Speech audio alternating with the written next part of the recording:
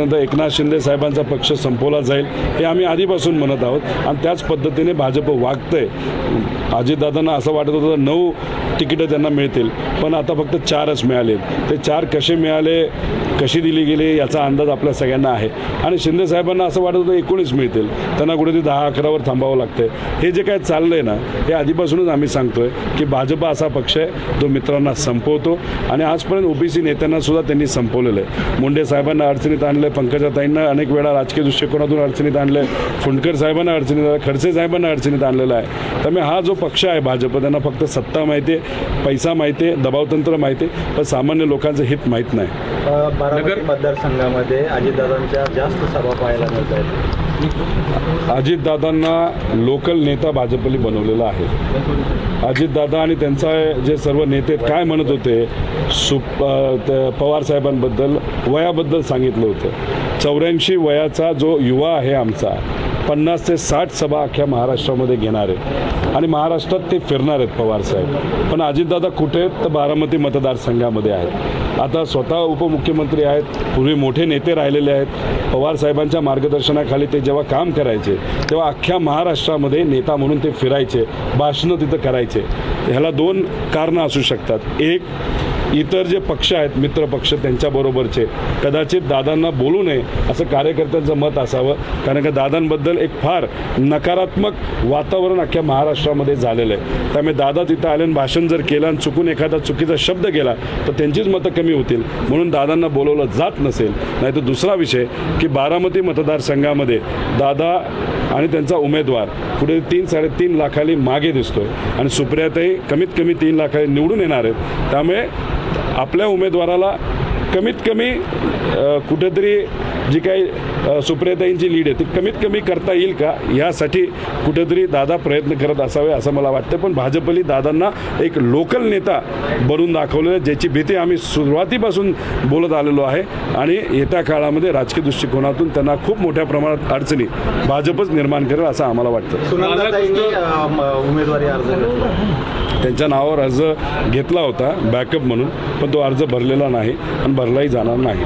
राधाकृष्ण विखे पाटलांनी पवारांवर टीका केली होती की जर शरद पवार निवडणुकीमध्ये आले नाही नगरला तर शाश्वत आश्चर्य होईल, कारण त्यांना माझ्याशिवाय बोलल्याशिवाय राजकारण करताच येत नाही असं विखे पाटील म्हणाले। कुठले राधाकृष्ण विखे पाटील साहेब? त्यांच्याबद्दल बोलल्याशिवाय राजकारण होत नाही असं त्यांना वाटतं, उलट ते चुकत आहेत। विखे पाटलांना पवार साहेबांच्या विरोधात बोलल्याशिवाय राजकारणच करता येत नाही। त्यामुळे ते काय बोलतात याच्यापेक्षा पवार साहेब आज काय बोलतात हे जास्त महत्त्वाचं आहे। आणि त्यांनी कितीही काय बोललं तरी त्यांनी काही फरक पडत नाही, कारण त्यांची ताकद त्यांच्या मतदारसंघापुरती राहिलेली आहे। जी कुठली थोडीफार ताकद दक्षिण आणि उत्तरमध्ये होती ती याच इलेक्शनमध्ये त्यांची ताकद संपणार आहे, कारण का उत्तरमध्ये तिथं मशाल चालणार आहे आणि खाली तुतारी चालणार आहे। त्यामुळे त्यांचं अस्तित्व या इलेक्शनमध्येच संपेल आणि ते संपवलं जाईल, पण ते साहेब संपवणार नाही, तिथं असणारे सामान्य लोक संपवतील। ही दडपशाही जी आजपर्यंत गेल्या 50 वर्षात त्यांनी इथं ठेवली होती ती 100% सामान्य कार्यकर्ते आणि पदाधिकारी आणि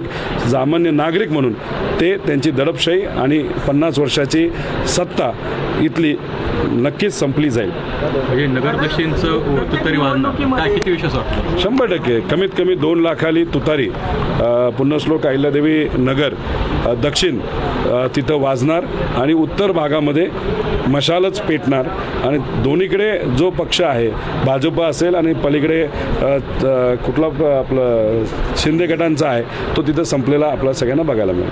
प्रत्येक निवडणुकीमध्ये राजकीय नेते जे आहेत ते शेतकऱ्यांच्या मुद्द्यांवर बोलतात, मात्र ठोस आश्वासन काही होत नाही किंवा जसं स्वामीनाथन आयोगाची जे शिफारस लागू करण्याची गरज आहे तर तसं काही होत नाही। फक्त मदत दिली त्यातून शेतकऱ्याचं स्वामीनाथन आयोग हा साहेबांनी बसवला होता।